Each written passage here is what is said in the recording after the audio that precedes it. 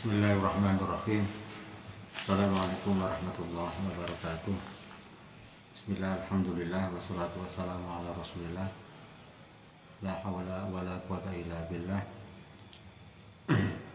Subhanaka la ilma lana illa ma 'allamtana innaka antal alimul hakim.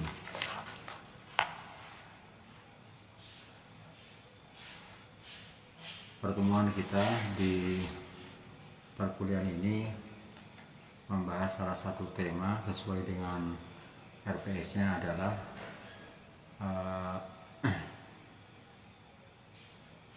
golput dalam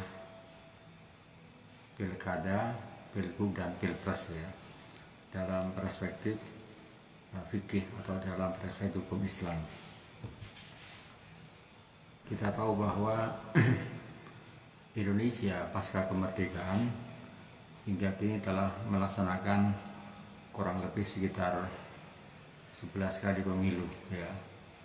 Pertama kali pemilu dilaksanakan tahun 1955 yang diikuti oleh banyak partai politik ya. Kemudian berikutnya pada masa Orde Baru pemilu dilaksanakan 6 kali, tahun 71, 77, 82, 87 dan 92 dan 997 ya. Kemudian setelah berakhirnya masa Orde Baru, Indonesia memasuki pemilu sebanyak 4 kali, yaitu pada tahun 1999, 2004, 2009 dan April hingga 2014 ya. Jumlah partai peserta pemilu dalam setiap pemilu pun mengalami beragam. Pada tahun 99 diikuti 48 partai, 2004 menurun menjadi 24 partai, 2009 diikuti 34 partai, dan terakhir 2014 diikuti oleh hanya 12 partai politik ya. Bahwa kita tahu bahwa kesuksesan sebuah pemilu memang seringkali dinyatakan sebagai sebuah tanda keberhasilan daripada sebuah demokrasi, sebuah bangsa. Melalui pemilu, maka setiap warga dapat menentukan sendiri sosok yang layak untuk memimpin sebuah bangsa. Partai ataupun calon yang memperoleh suara terbanyak dalam pemilu merupakan dinyatakan sebagai pemenangnya ya. Dengan demikian bahwa sistem ini dipercaya dapat mewakili suara seluruh rakyat tanpa terkecuali. Tentu hal ini menjadikan benar jika warga Indonesia berpartisipasi dalam pemilu dan tidak ada yang abstain. Namun kenyataannya bahwa tidak sedikit warga yang tidak menggunakan hak pilihnya atau yang bisa dikenal dengan istilah namanya golput atau golongan putih dengan berbagai macam sebab dan alasannya. Keberadaan warga negara yang memilih untuk golput pada gilirannya dianggap sebagai penyakit demokrasi. Ketidakhadiran mereka di tempat pemungutan suara membuat pemilu gagal mendapatkan suara terbanyak secara mutlak dari seluruh warga Indonesia. Dengan demikian, kedaulatan rakyat yang menjadi cita-cita sebuah bangsa yang menganut sistem demokrasi menjadi terhambat. Hal inilah karena suara rakyat golput ya tidak dapat ditafsirkan sebagai bentuk persetujuannya terhadap hasil pemilu ataupun sebagainya. Menariknya dalam sejarah pemilu di Indonesia, golput bukan semata-mata datang dari orang yang tidak mengetahui pentingnya suara mereka dalam menentukan masa depan bangsa, melainkan justru datang dari orang-orang yang sangat mengetahui hal tersebut.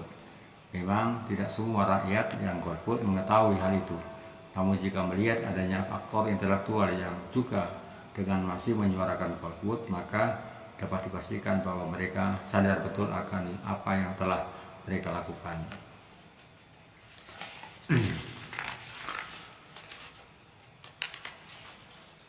Golput yang seringkali menuai kontroversi ya, kembali menguka seiring dengan kehadiran hajatan rutin setiap 5 tahunan di Indonesia. Tidak hanya itu, banyak orang yang menilai bahwa golput merupakan tindakan yang tidak bertentangan dengan ajaran Islam terkait dengan pengangkatan seorang pemimpin. Namun di sisi lain, masyarakat memilih untuk golput juga bukan tanpa alasan yang kuat. Berdasarkan hasil real count dari Komisi Pemilihan Umum, angka golput secara umum meningkat dari tahun ke tahun. Tahun 2009 perolehan suara golput mencapai 29%. Ini adalah suara terbesar di total perolehan seluruh partai. Pada tahun 2014 berdasarkan real count pemilu legislatif, angka golput memang cenderung menurun, yaitu hanya sekitar 24%. Ya. Membengkaknya jumlah suara golput disinyalir karena banyak faktor, diantaranya adalah faktor trauma terhadap para elit politik yang menjabat pada periode sebelumnya. Tentu tidak semua orang menjadi wakil rakyat itu adalah buruk, ya. Hanya saja ulah para oknum yang mengecewakan masyarakat tampak selalu mendominasi, sehingga masyarakat pun semakin tidak percaya lagi dengan calon meskipun bukan incumbent. Ketidakpercayaan itulah tampak berlaku menyeluruh untuk semua calon, baik yang baru maupun yang lama. Isu-isu SARA yang juga masih marak dalam perpolitikan di Indonesia belakangan ini tampaknya juga mampu membendung arus golput yang kian membesar. Bagi sebagian orang, golput adalah solusi yang paling damai membuat para oknum tersebut jera atau untuk menyelamatkan bangsa. Menyikapi hal inilah maka lembaga fatwa yang dinilai paling otoritatif di Indonesia yang tidak tinggal diam, Majelis Ulama Indonesia MUI, ya. MUI turut merespon derasnya arus golput dengan pendekatan fatwa. Golput adalah ancaman terbesar mengeluarkan fatwa terkait dengan golput, ya. Oleh karena itu haram bagi Muslim Indonesia tidak menggunakan hak pilihnya dalam pemilu, ya. Alasan MUI juga rasional, yaitu penyelamatan bangsa.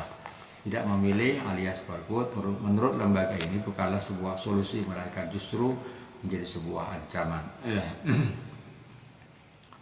Fatwa haram golput dikeluarkan oleh Majelis Ulama Indonesia pada saat istimewa ulama di Kota Padang, Sumatera Barat tahun 2009 yang lalu. Untuk mensosialisasikan fatwa haram itu, MUI menggerakkan para dai atau juru dakwah untuk menyebarkan informasi fatwa tersebut kepada seluruh masyarakat Muslim. MUI menjadi sumber konsultasi para dai untuk melakukan tugas sosialisasi penyebaran informasi fatwa haram golput. Media massa juga memiliki peran yang sangat penting dalam mensosialisasikan fatwa ini hingga akar rumput, ya. Kelahiran fatwa haram golput menunjukkan bahwa Indonesia adalah negara yang tidak dapat lepas dari agama, meskipun belum tepat juga dikatakan sebagai negara agama ataupun negara Islam. Peran para ulama dalam menyelesaikan demokrasi Indonesia begitu kentara dari fatwa tersebut. Tidak tanggung-tanggung, fatwa tersebut mengancam dosa bagi siapapun yang memiliki kesanggupan namun tidak menggunakan hak suaranya. Dalam fatwa tersebut juga ditegaskan bahwa selama ada calon memenuhi syarat untuk wajib memilih, ya. Mengenai syarat-syarat ini, para ulama yang tergabung dalam MUI juga menetapkan bahwa kriteria pemimpin yang baik sebagaimana tertuang dalam poin keempat fatwa tersebut adalah beriman, bertakwa, jujur, siddiq atau terpercaya, amanah, aktif dan aspiratif, tabligh, mempunyai kemampuan fatwanah dan memperjuangkan kepentingan umat Islam. Memilih orang yang memiliki kriteria tersebut hukumnya adalah wajib, ya. Permasalahannya adalah menentukan seorang yang berkualifikasi demikian adalah tidak mutlak. Masyarakat Muslim Indonesia memiliki sikap percaya pada sosok karismatik. Sebut saja seorang kiai misalnya, yang diikuti ucapannya, rekomendasi dan pilihan atau kecenderungannya terhadap partai atau calon tertentu, namun memilih pemimpin yang tidak dapat sekedar ikut-ikutan. Seorang kiai sekalipun seringkali tidak cakap dalam hal politik, bahkan ia juga memiliki wawasan politik, ya. Kita tahu bahwa sebuah fatwa tidak lahir tanpa adanya permintaan dari mustafti. Karena itu tidak tepatlah juga bagi orang yang kontra terhadap fatwa golput ini dengan mengajukan gugatannya bahwa yang lebih baik untuk difatwakan haram adalah soal pemimpin yang amoral, ya. Kita tahu bahwa fenomena golput, ya, bahwa fenomena golput di dalam pemilu adalah menjadi sebuah fenomena yang perlu disikapi, ya. Merupakan permasalahan fikih yang kontemporer, ya. Maka terkait dengan persoalan golput, termasuk salah satu bagian daripada termasuk bagian daripada SAP yang menjadi bagian daripada masalah-masalah fikih ketatanegaraan. Kita tahu bahwa bagaimana golput merupakan sebuah permasalahan fikih secara aktual yang oleh UMI diputuskan fatwanya dengan menggunakan berbagai macam dalil, baik dari Al-Quran maupun hadis hingga pendapat para ulama. Secara eksplisit ya, sebuah problema di fikih kontemporer tidak ditemukan jawabnya dalam nas. Karenanya perlu ditempuh langkah-langkah yang tepat untuk menghubungkannya dengan nas agar tercipta dialogis antara yang dinamis antara keduanya.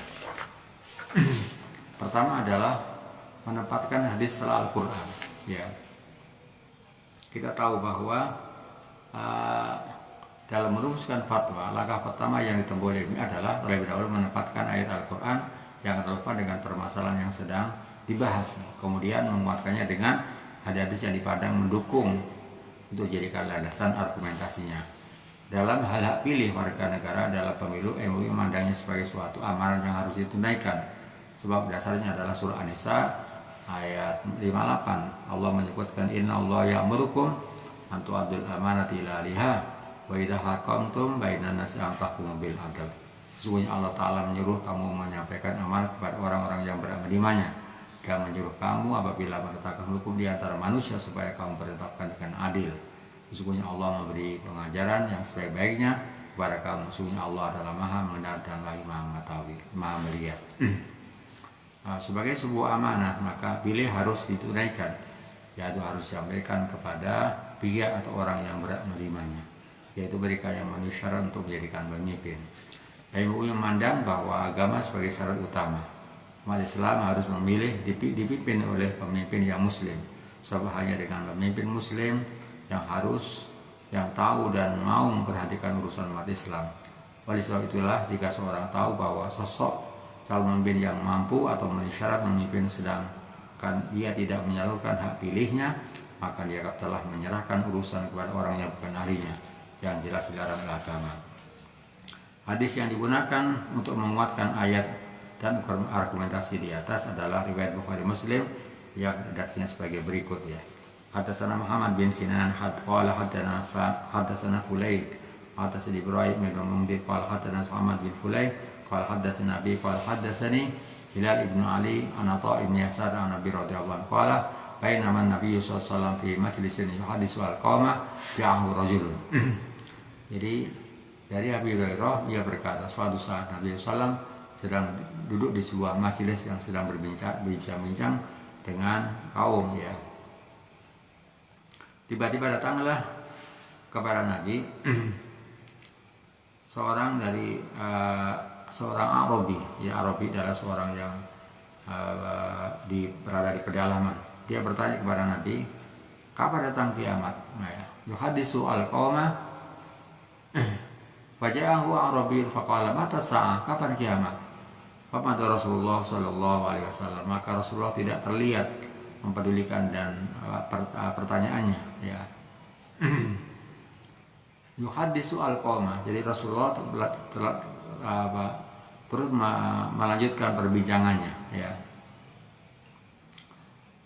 meneruskan perbincangannya dengan audien ya.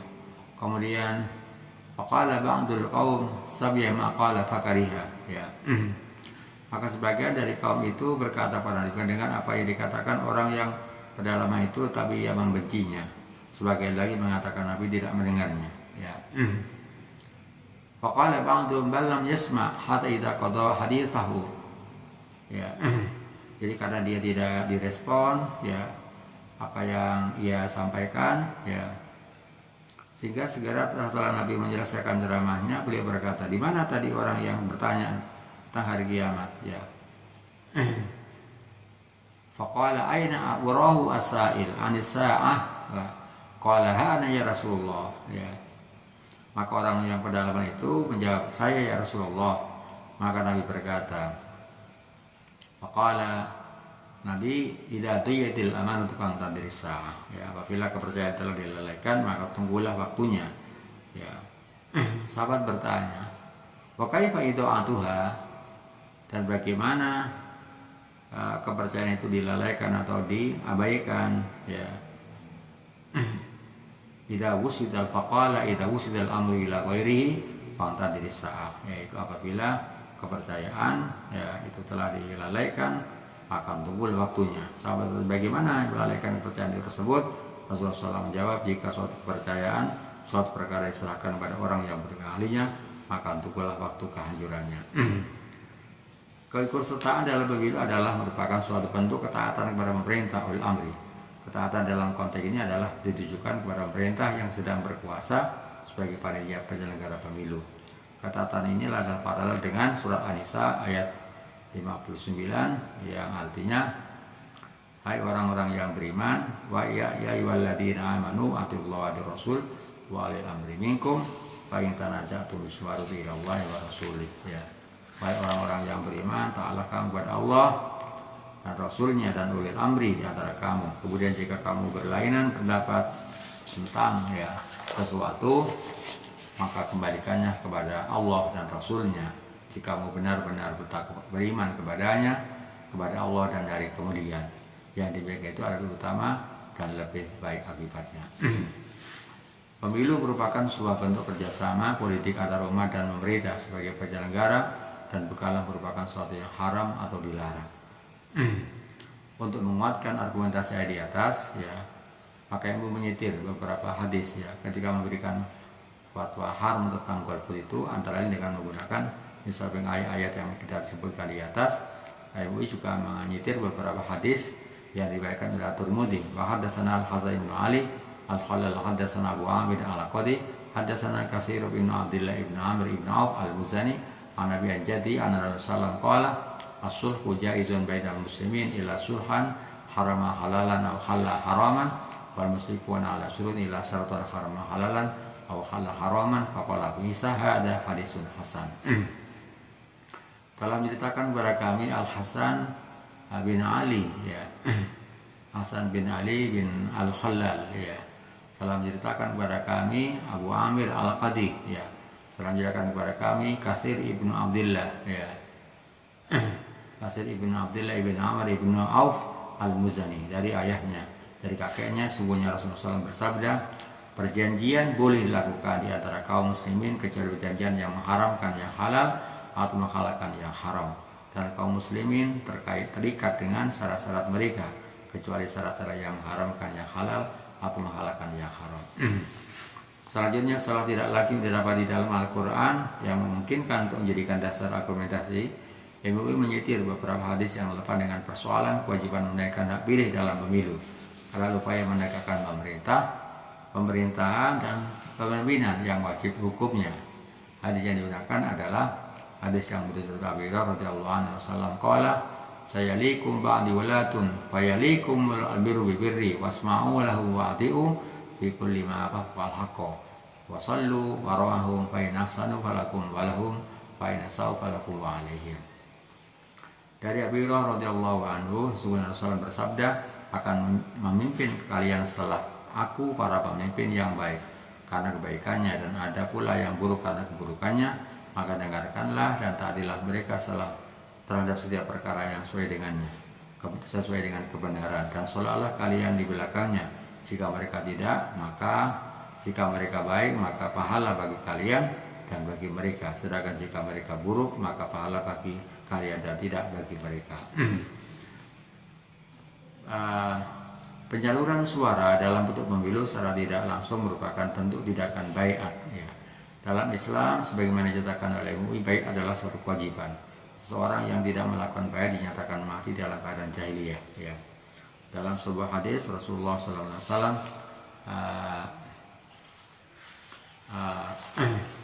Rasulullah SAW menyebutkan ya, di dalam hadis yang begitu panjang ya,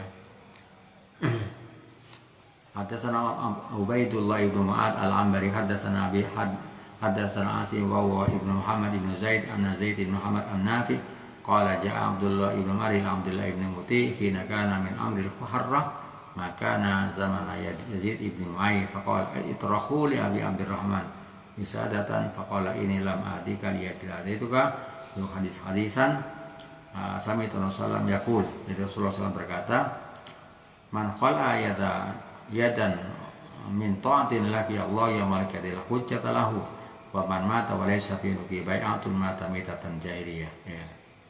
Ini adalah hadis yang dikuat dasar tentang fatwa golput haram golput bagi MUI. Ya.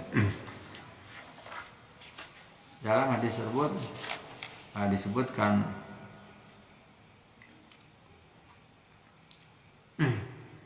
pada siapa yang berlepas ya tangan dari ketaatan, maka ia akan bertemu dengan Allah tanpa ada alasan, yang dapat membelanya pada hari kiamat. Dan barang siapa yang mati dalam dan belum melakukan bayat, maka matinya dalam keadaan jahiliyah. Ya. Ini adalah hadis yang digunakan oleh majelis ulama Indonesia terkait dengan fatwa haramnya golput. Ya.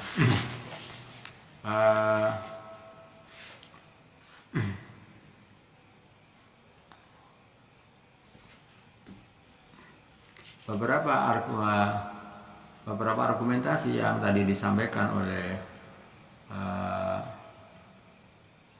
bahwa MUI dalam mengeluarkan fatwa haram ya terkait dengan golput, tapi tidak sedikit di antara para kiai dan para pengaku majelis taklim juga mendakwakan keharaman golput.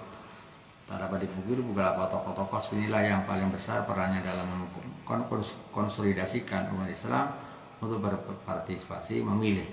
Bisa jadi peran mereka sangat bagus, namun di sisi lain juga kurang menguntungkan karena pada akhirnya para kiai juga banyak yang merekomendasikan memilih calon-calon tertentu, sehingga para pemilih tidak terdidik untuk menentukan sosok yang layak menjadi pemimpin dan mengatur negara, melainkan mereka hanya akan mengikuti apa yang dikatakan kiai atau apa yang mereka hanya dikatakan oleh para kiai atau apa yang mereka dikatakan para perjuis ya. Disinilah letak peran pemerintah dalam mensosialisasikan pentingnya pendidikan biru untuk setiap warga. Pada saat yang sama juga tidak sedikit semua ormas Islam yang juga seberagam dengan itu. Mereka menyerukan golput dalam pemilu di Indonesia. Masyarakat pun banyak yang mengamini para seruan para tokoh itu. Seruan golput ternyata juga tidak hanya hadir di kalangan agamawan, malah juga dari kalangan para pegiat politik, budayawan dan sastrawan. Sehingga dengan golput tidak dapat direlasikan semata-mata terhadap agama, melainkan juga kudus sekarang telah menjadi sebuah pilihan yang juga menjadi dasar logis ya. Dalam penjelasan tadi disebutkan bahwa beberapa alasan yang diidentifikasi terkait dengan golput sangat beragam. Ada yang murni bersifat dari beberapa dalil Quran dan hadis, ada pula yang berargumentasi karena sistemnya yang tidak syar'i. Namun tidak sedikit pula yang beralasan bahwa tidak ada calon yang tepat dan kompeten. Begitu pula dengan alasan yang tidak kalah logisnya, yaitu faktor kekecewaan terhadap seluruh partai politik dan para politisi. Belakangan ini muncul juga sikap golput yang semata-mata karena acuh, tidak perlu ide, bahkan memang tidak mengerti pentingnya sebuah pemimpin negara. Bahkan tidak sedikit pula yang diterpang oleh faktor tidak percaya atau tidak kenal terhadap seluruh calon. Namun perlu diketahui bahwa tidak sedikit orang yang tidak memilih atau bukan karena hal-hal di atas, melainkan faktor yang lain yang cenderung ditolerir oleh setiap orang, faktor sakit parah atau juga halangan lain seperti dalam perjalanan atau faktor administrasi karena pendaftaran DPT yang tidak tepat ya. Dengan demikian, golput tidaklah semuanya harus diselesaikan sebagai ancaman ataupun solusi. Ya. Oleh karena itu, sebagaimana singgung dari awal penjelasan dikatakan bahwa pemilu merupakan pemilihan umum atau pemilu di negara manapun tidak dijelaskan secara tegas dalam Al-Quran maupun hadis. Ya, hanya saja bukan berarti hal ini merupakan bebas hukum, apalagi bebas nilai. Ya, sumber utama hukum dan nilai umat Islam memang Al-Quran dan Sunnah. Namun Al-Quran dan Sunnah dengan seperangkat metodologi pemahaman yang melegitimasi beberapa sumber lain di luar keduanya. Alangkah terbatasnya ajaran Islam jika hanya mengandalkan pada Al-Quran dan As-Sunnah. Setiap perbuatan seorang mukallaf tentu syarat dengan nilai dan hukum. Pemilu merupakan sebuah hak yang diberikan kepada setiap mukallaf di suatu negeri. Bedanya mukallaf dalam konteks kenegaraan dibatasi oleh usia dan kesehatan mental. sedangkan dalam agama dibatasi oleh ikhtilan ataupun haid bagi perempuan. Maka partisipasi warga negara Indonesia yang telah berusia 17 tahun dalam pilkada adalah sangat diharapkan. Lalu di manakah posisi fatwa itu? Ya, kalau MUI memfatwakan bahwa golput adalah merupakan haram, ya. Bagaimana dengan posisi fatwa itu?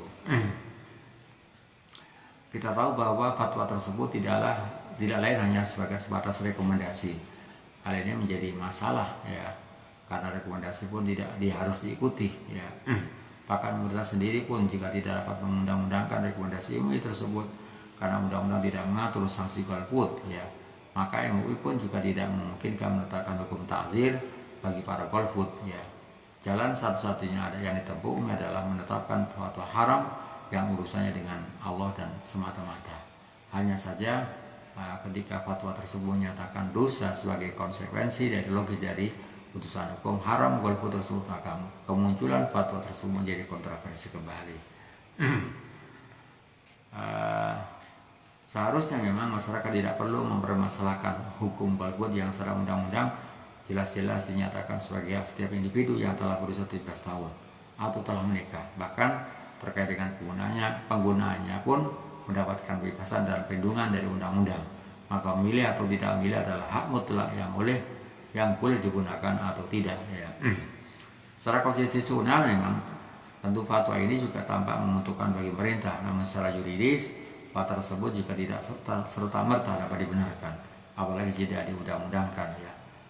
Penyebabnya adalah bahwa menggunakan hak pilih secara undang-undang hanyalah sebatas hak, bukan kewajiban. Karenanya beberapa praksi hukum dan politik menyatakan bahwa MUI terlalu berlebihan karena telah mengharamkan hal yang jelas mubah secara undang-undang. Jika dilihat dari perspektif ini, maka tentu fatwa MUI tersebut akan menjadikan paradoksal jika fatwa yang diminta adalah terkait dengan hukum orang yang memiliki kompetensi leadership, manajerial, dan hak politik, ya, baik secara konstitusional maupun secara agama sekaligus, namun enggan mencalonkan diri. Hal ini merupakan hak untuk dipilih, ya, jika mendapat perlindungan penuh dari undang-undang.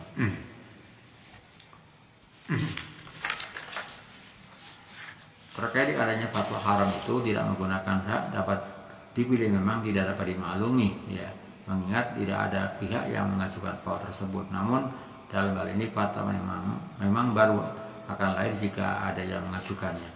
Bisa begitu, seandainya keluar fatwa tentang kewajiban menggunakan hak untuk dipilih, pasti akan menimbulkan masalah baru yang tidak kalah kontroversialnya. Mengingat dalam ajaran Islam terdapat larangan keras untuk meminta jabatan. Terkait dengan fatwa golput dalam sorotan fikih memang tidak ada perbedaan pendapat di kalangan para ulama mengenai pentingnya negara dan keberadaannya untuk menerapkan, menjaga dan mengembangkan ajaran agama Islam. Imam Al-Ghazali menyatakan ad-dinu was-sultan tau amani, ya, bahwa agama dan negara, ya, adalah merupakan dua saudara kembar, ya. Agama dan kekuasaan adalah merupakan dua saudara kembar. Adinu ususun, agama adalah merupakan dasar. Wasultanu harisun, dan sultan penguasa adalah penjaga. Fama la usas, sesuatu yang tidak ada dasar, famahduman, maka akan dihancurkan. Fama la harisalahu fadaya, sesuatu yang tidak ada sesuatu apabila tidak ada penjaganya, maka tidak ada yang menyeru da'iyah lahu fadaiyah, ya, fadaiyah, ya, tidak ada sesuatu yang mendorongnya, yang menyerukannya. Nah, oleh karena itu para ulama sepakat bahwa mendirikan sebuah negara adalah sangat vital dalam Islam. Bahkan posisi daulah ataupun kendaraan sesuatu mencapai tonggak maslahah daruriyah. Jadi mendirikan daulah adalah atau negara adalah merupakan sebuah mencapai puncak tonggak pada maslahah daruriyah. Jadi sebuah kemaslahatan yang sifatnya daruri, yang harus ada, bukan lagi sekedar hajiah, hanya sekedar kebutuhan, atau bahkan mencapai pada taksin yang sifatnya adalah komplement, ya. Penetapan status darurat, ya, maslahah daruriyah tadi itu bukan didasarkan faktor politis, karena ada kepentingan-kepentingan pragmatis dari beberapa ulama. Status tersebut semata-mata muncul karena pertimbangan maslahah al-amah, jadi kepentingan publik yang menyangkut hajat hidup orang banyak. Tanpa negara, kehidupan manusia tidak akan sejahtera. Atau lebih spesifik lagi, tanpa negara, Islam hanya akan tinggal nama. Disinilah kemudian status tersebut menjadi naik kepada level maklumun minadini bil darurah, sesuatu yang memang harus ada ya. Pentingnya bernegara sebagaimana disinyalir oleh Al-Ghazali terletak pada posisi sebagai penjaga agama. Kemaslahatan terbesar umat Islam adalah masalah iman dan Islam.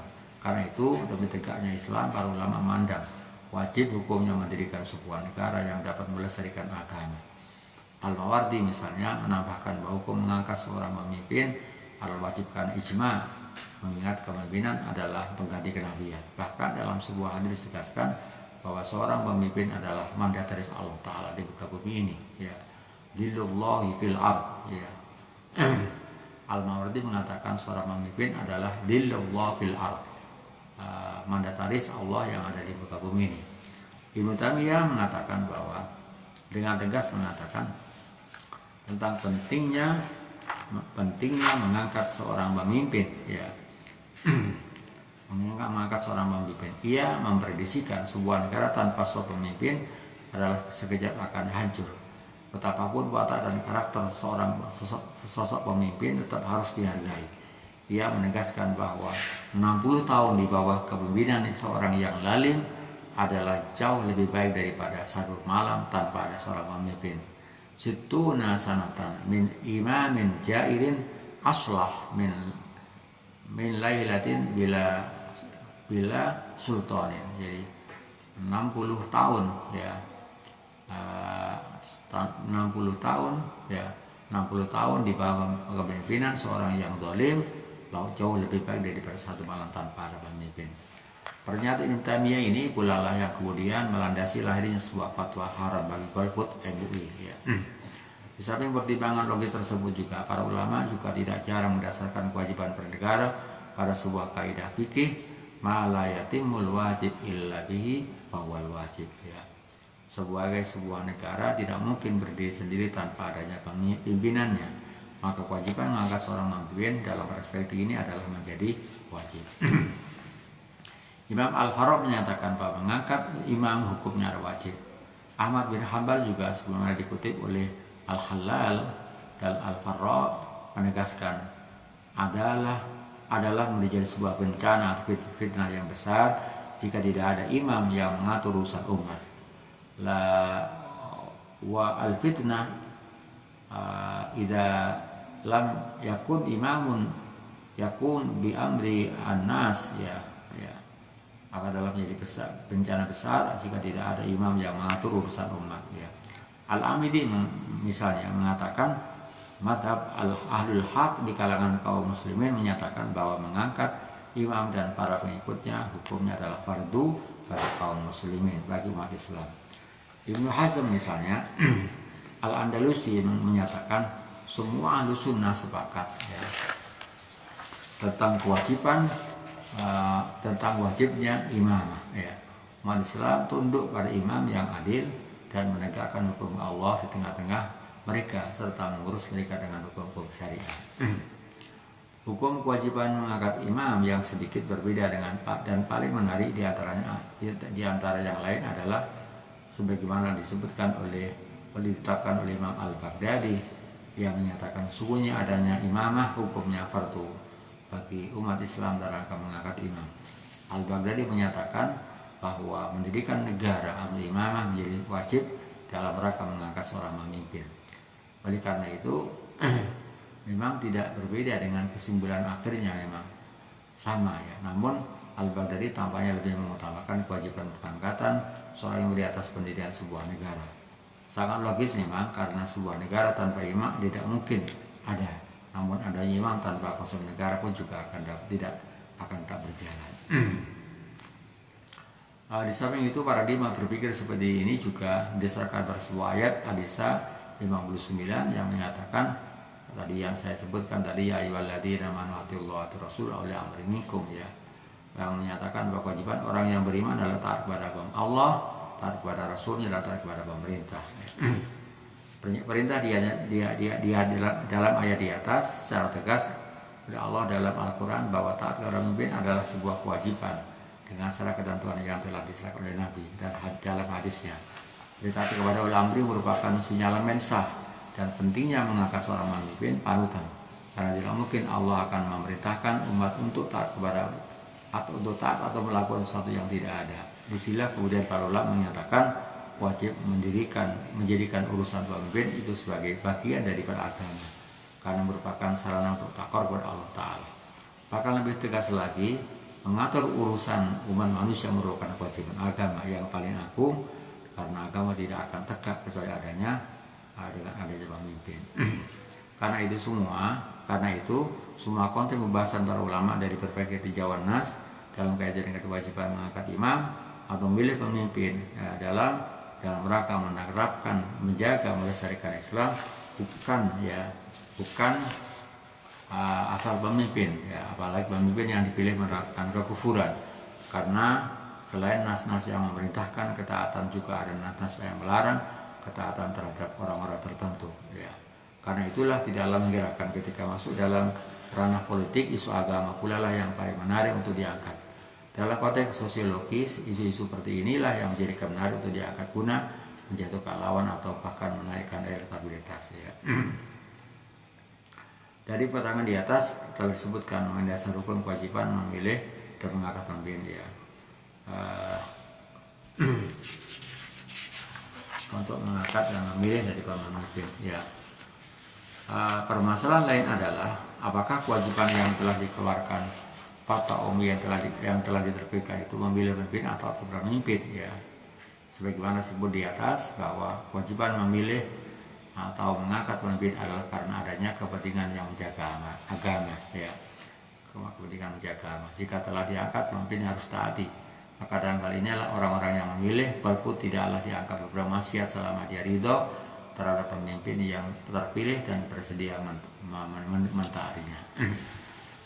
Golput seringkali dikaitkan dengan sebuah hadis mengenai kondisi orang yang mati dalam keadaan keluar dari jamaah dan tidak taat kepada pemimpin.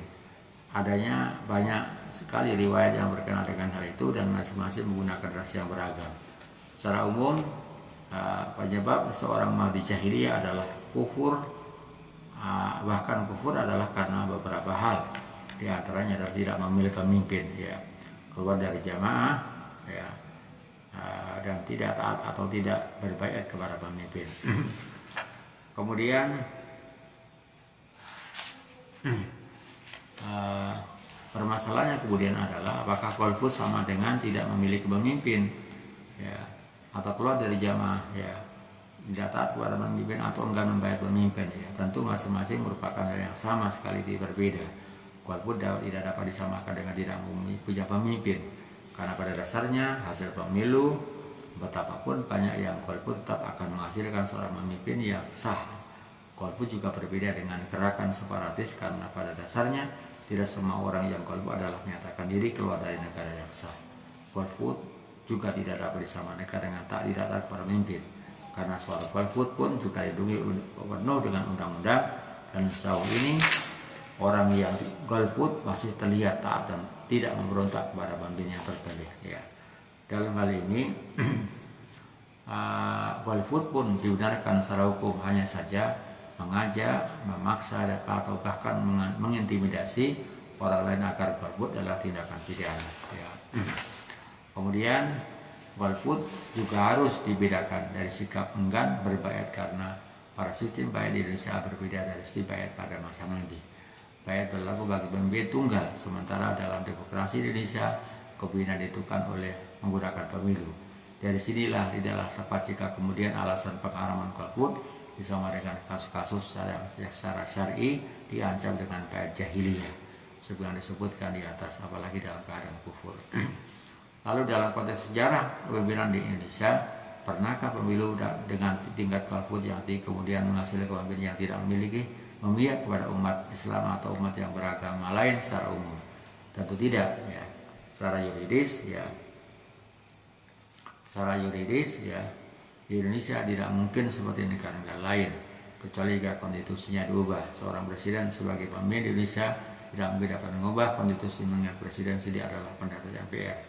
Sementara itu Mahkamah Konstitusi adalah bersifat independen, jadi agama dan aliran kepercayaan Indonesia akan mendapatkan hak perlindungan sepenuhnya dari pemerintah apapun agamanya. Dengan demikian, fatwa haram golput dengan alasan untuk memperjuangkan Islam memang wajar, namun tampak berlebihan jika dilihat dari sisi ketakutannya pada hilangnya jaminan negara terhadap hak umat. Ya, itulah beberapa pandangan ya terkait dengan golput dalam pilkada dan pilgub serta juga pilpres ya. Saya kira itu beberapa masukan-masukan penjelasan yang terkait dengan golput dalam pilkada atau pemilu, yang tadi sudah dijelaskan beberapa argumen-argumen, beberapa hadis dan Al-Quran yang sudah kami sampaikan pada penjelasan di atas ya. Kurang lebihnya ya, terima kasih, mohon maaf, dan insya Allah nanti kita bertemu di pertemuan berikutnya. Mari kita tutup dengan doa kafaratul majelis. Bismillahirrahmanirrahim. Subhanaka Allahumma hamdika asyhadu an la ilaha illa anta astaghfiruka wa atubu ilaik. Terima kasih. Assalamualaikum warahmatullahi wabarakatuh.